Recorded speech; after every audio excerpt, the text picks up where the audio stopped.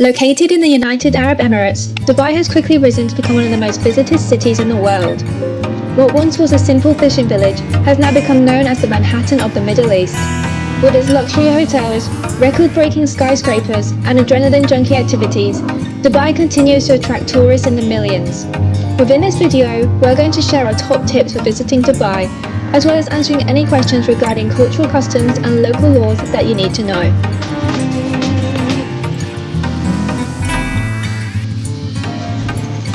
So one of the things that you have to get before you come to Dubai is the Careem app. Here you can get everything you need done, from taxi rides to food deliveries, even laundry or booking restaurants. It is one of those like one-size-fits-all apps, and they have all of these promotions running all the time. Our friends who live here say that you can get like a free subscription to the Plus service for a week, or you can get bonuses on like food deliveries and groceries. I can currently see I can get 100% off a grocery delivery, so I think we're going to do that before we go.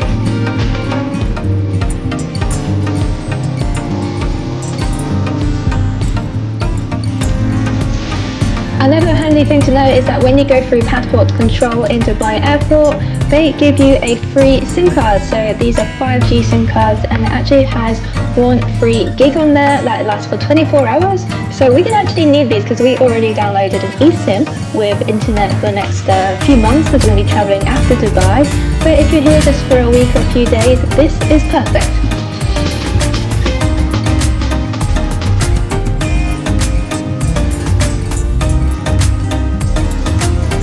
If you're going to be staying in Dubai for a little while and you're comfortable driving the sometimes crazy roads here, then rather than using the app and getting taxis everywhere, it would be best probably to hire a car. You can rent one for about £20 a day, just under, and if you rent for a longer period, say up to a month, you can get it much cheaper. And because this is such an oil-rich country, petrol is much cheaper, less than half of what you'd pay in the UK, so it's probably going to end up quite a lot cheaper than hiring taxis every day.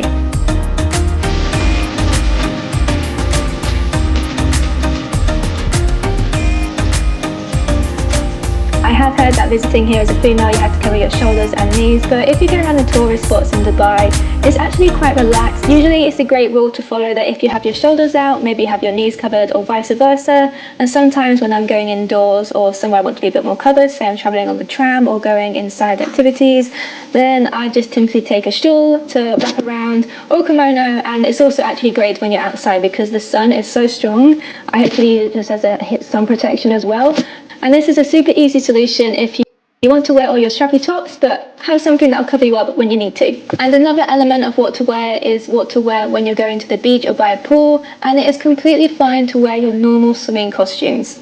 The rules are, if you're by the beach or in a beach club or at a swimming pool, then it's completely acceptable for you to be in your swimwear. That is completely fine. But obviously don't go walking around Dubai Mall in your bikini.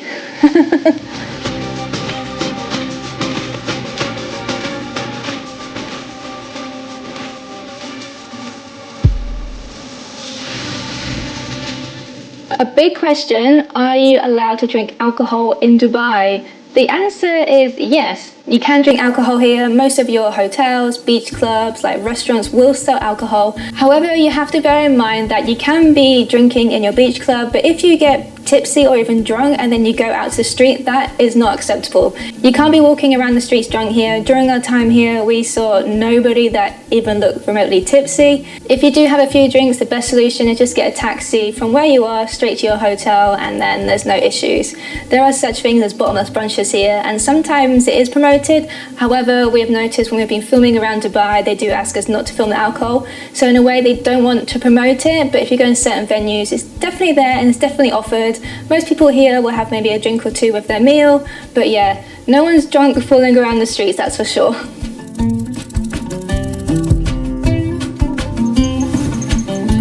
So we are going to tackle the Dubai Metro link today, and we're going to go to downtown. So we need to get some of these.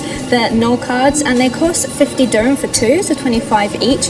And they already come with some credit on there, so I think it's like 19 dirham. She said it'll probably cost about 5 dirham just as a one-way ticket to downtown. So let's go and ride the Dubai Metro. Using the Dubai Metro is very straightforward. It connects the whole length of Dubai from north to south with arterial branches connecting different districts. They even have a separate cabin for gold class members as well as a cabin for women and children, which was a really nice thought. We have successfully made it on the metro to the metro station called Max.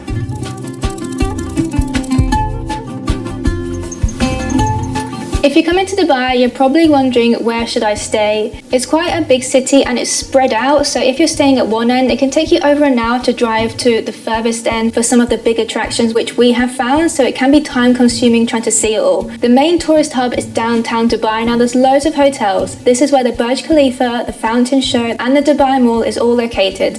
This is a great location to stay, however it's also very busy. If you're looking for something a bit quieter but not too far away from downtown, maybe try Jumeirah Beach.